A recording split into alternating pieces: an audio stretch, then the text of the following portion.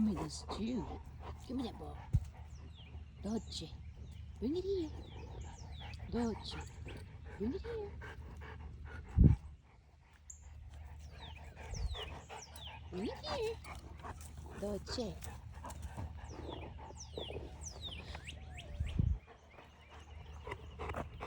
Look at those pretty eyes. See y'all. This is Lucia. She's 7 months old. I had cherry eye removed. Surgery to remove the cherry eye in both eyes. And they look good so far. Lucia, sit. Lucia, sit. Sit. Sit. Good girl. See that left eye is the most recent. It's a little bit pink still, but almost completely healed. And so these are my two female cane corsos. The black one is Dolce, and she's about 3 years old. Isn't that amazing how Lucia is only 7 months old and is already taller than her? She's already taller. And they're also kind of opposite temperaments. Dolce is very dominant, and Lucia is not dominant. She's not Omega. Tux is the Omega of the pack, but yeah, she's not. She's more happy-go-lucky. But again, she's also a puppy still, so that's likely going to change. Lucia's probably gonna start asserting herself a little bit more when her hormones really start to kick in. Actually, in a few months here, because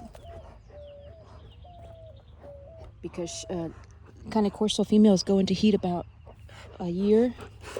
You know, give or take a few months, but average is about a year old. So she's almost 8 months. So any month now, she may be going into her heat. And once her hormones really kick in, and she's, they're not supposed to mate that early, but really they're supposed to wait till their second heat to have a breeding, which I'm not going to breed her, but there's Ozzy. Ozzy's the alpha cane corso, 4 years old. So yeah, once nature tells her she's able to mate, she may become more assertive, possibly to compete for mating with Ozzy, because Ozzy's intact. And Dolce is spayed. So I don't know. We'll see how that goes down. I have to really watch them. Right now it's totally fine because Lucia will submit to Dolce. But yeah, like I said, that may very well change in a few months here, so I have to be very careful to keep an eye on their body language. Look at her beautiful structure. Straight back, nice broad angle of the tail. Rear angulation. Long legs. Ozzy. Hi, Papa. But yeah, see, Dolce's back has a little curve to it, which is not desirable, but it's okay. Dolce's got a pretty good structure overall. Dolce has a really good head type. But anyways, yeah, I need to really watch their body language. For body language, you know, it's hard to tell. Some people would say, because cane corso plays so rough, some people would say it's difficult to gauge if they're playing or if they're about to fight. But really, if you understand their body language, it's not too difficult to discern the difference. But go get it. But really key is to watch the tail. If the tail sticks straight up, then that's a that's a serious sign that there's going to be high tension. Possibly a fight is imminent. So once the tail goes up, once the hackles, the hair stands up on the back of their neck, those are all signs of imminent danger. see. Dolce, sit. Dolce, Dolce, sit. Sit, good girl. Okay, sit. Ready? Dolce, sit. See, as you... Ooh, she's sorry, Tux. She ran into Tux on accident. Sorry, Tuxie. This is why Tux doesn't play with these kind of Corsos. Tux is the Pit Lab mix. He doesn't want to get hurt because they play so rough. Yeah, she's got a really good head type. But anyway, so what was I saying? Dolce, sit. Sit down. Yeah, I was saying Dolce, she's the highest energy of all of my pack. Sit down. Good girl, Dolce. Go get it. Because as you can see, she's the only one still wanting to play. Everyone else is just chilled out. Ozzy's chilled out. Tux is doing his own thing like usual. But Dolce is still like chomping at the bit for me to play with her.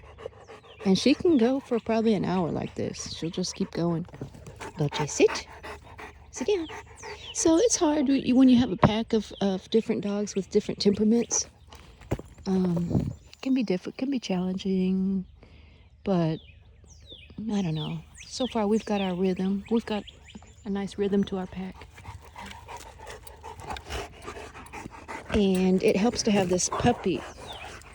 She's still very playful because she's a puppy, Lucia, so she will entertain Dolce. And then this is how Ozzy kind of gets involved. He knows when he lays down like this and rolls over, it's playtime, and they'll just pile on top of him, you know. Oftentimes, like how a dad will play with his kids, you know, wrestling on the floor. He does that with the two girls. See, there they go. So yeah, I mean, you know, when they play, it gets intense. It gets super intense to where, I mean, teeth are gnashing. Teeth are gnashing when they play, and Dolce even has a scar on her side from play. She had a really deep laceration that she suffered during play, and I've mentioned this before, but most of my Cane Corso on their neck here have scabs. All the time have scabs just from play fighting. Okay, Dolce, go get it. And so that's why dogs have this universal language that's tracked down even to like wolf packs, called the play bow. And most of y'all know about the play bow, but it's when a dog wants to initiate play with another dog.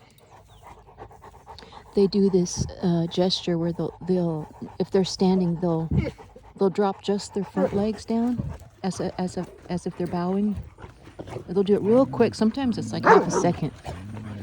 And then the other dog recognizes that, oh, okay, he wants to play. And that signifies that, hey, whatever happens going forward after this play bow is all play. So don't take it personally and don't start to fight me. And so if a dog in a pack, in a true pack structure, like in a wolf pack, if a dog violates that after a play ball is initiated and they're playing, and then a dog breaks the play and starts to actually start fighting, then that dog is usually ostracized from the pack. And so it's an extremely serious code that the dogs of a pack will abide by, and domestic canines usually follow that as well. So that's why when my dogs are playing like that, you know, you read their body language, you recognize the play bow. Sometimes, like I said, it's half a second, and they'll sometimes do it to their human too, like, hey, come play, come wrestle with me. But now I don't know if y'all watch this channel. The two channels that I watch the most for Cane Corso, the YouTube channels, are Senza Tempo. She's the OG, you know. Rachel, she's the OG. She has had her channel for years now, and has multiple kind of Corso that she manages on her own. She's absolutely fantastic at reading body language and I learned a lot from her as well. But the other channel that I love to watch is 12 Titans kind of Corso. And 12 Titans, it's a couple that they homestead. I think it's in Virginia. I'm not sure. I could be wrong. But they have a lot of acreage out there, and they do a lot of homesteading and also breed. So both of these are breeders, and most of y'all know these channels. But on 12 Titans has one episode video that she posted of, and I wish y'all would watch it, of two of her female kind of Corsos got into a serious fight. I mean, like, to where I think one of them may have needed stitches, but like huge lacerations, where, you know, she managed it very well, the owner, but she was there to catch it and break it up. So, but with me, since I live out here on my own, I don't have 24/7 access to break up a fight. And so it was a reminder, watching that episode, it was a reminder that yes, there is definitely potential for these dogs to have a serious, possibly even deadly fight. Which is one of the reasons, well, which is the main reason why I found a good home for the puppy, the foster puppy that I had, Tequila. She was pit bull, American bully mix, because I read her body language, and she was extremely dominant, almost even more dominant than Dolce here. And so I saw the writing on the wall that the potential for a fight between the two females was too great. I didn't want to take a chance. I wanted to find her a good home before her hormones kicked in. Now with Lucia's not dominant at all. So I'm less worried about a fight breaking out between these two females, but with that being said, you know, once hormones kick in, all bets are off. And I want to say, from that episode of 12 Titans Kennels, when she filmed the aftermath of the fight between the two females, I want to say one of them was close around being in heat, or may have been in heat. So hormones play an extremely huge role in increasing potential for a fight.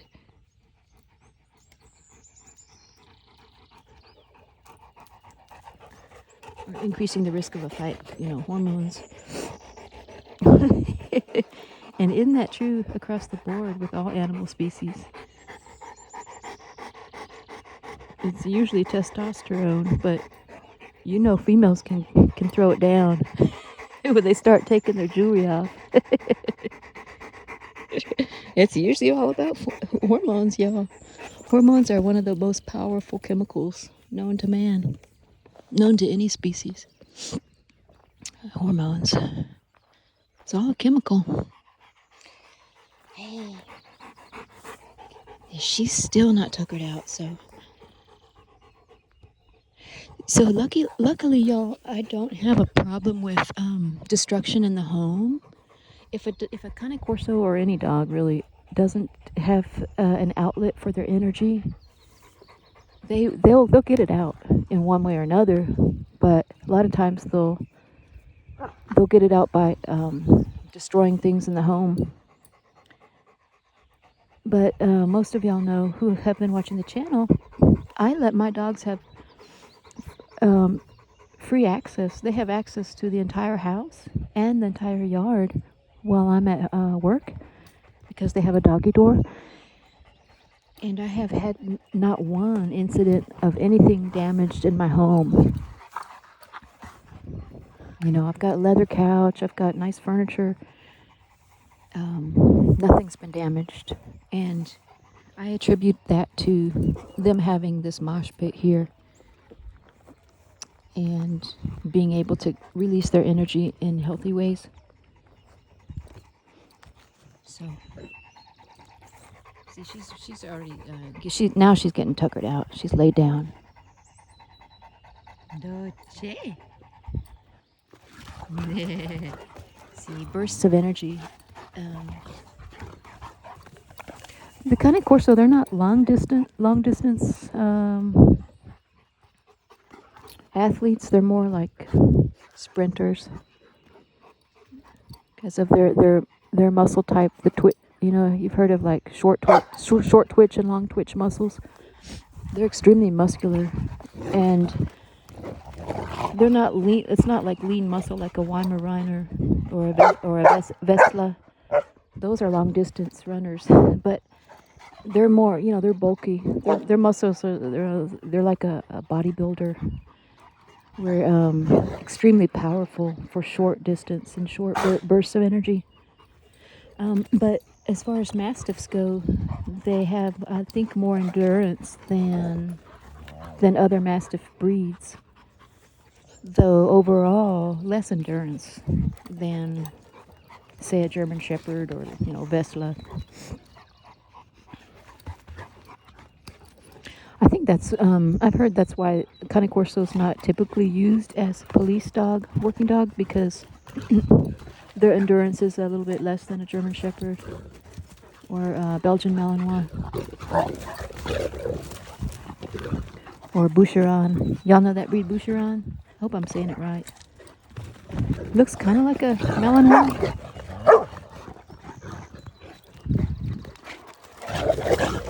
Yeah, see how much energy they're exerting. See now, Ozzy's getting some good energy out. He's, he's, you know, trying to fight off, wrestling with these two females. Even Tux is getting some energy out, but Tux plays referee. I call foul. Foul play right there. But you know, like that's why dogs get the zoomies, where they'll just all of a sudden sprint in circles around the yard. It's just to release pent up energy. But see, all my dogs right now, they're panting.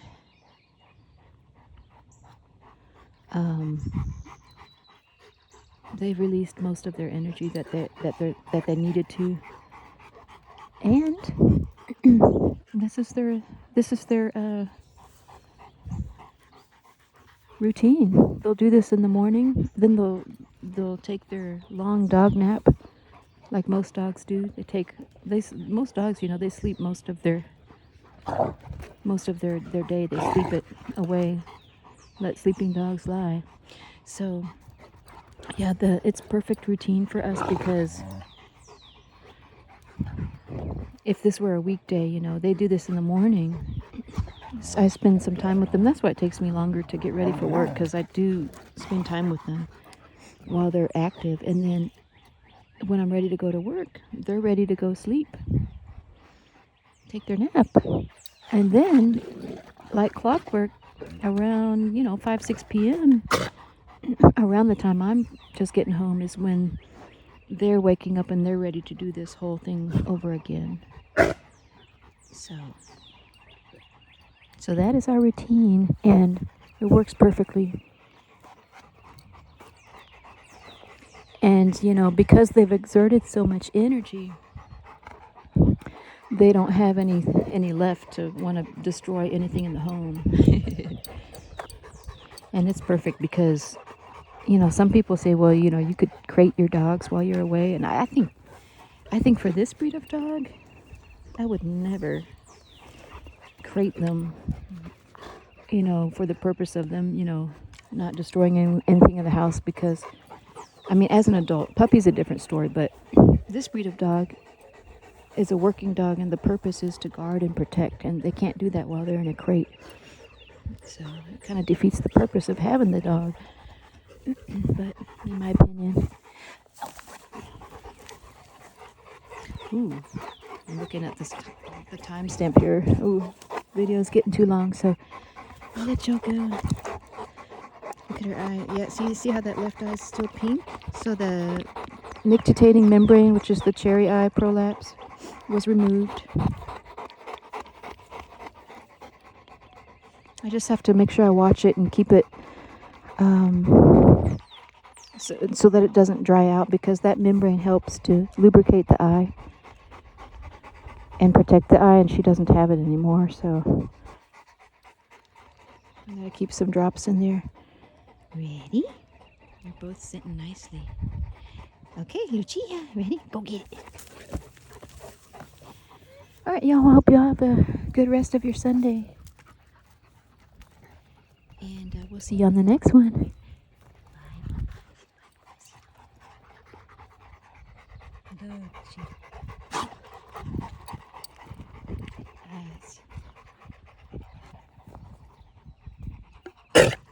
Oh, ese papá.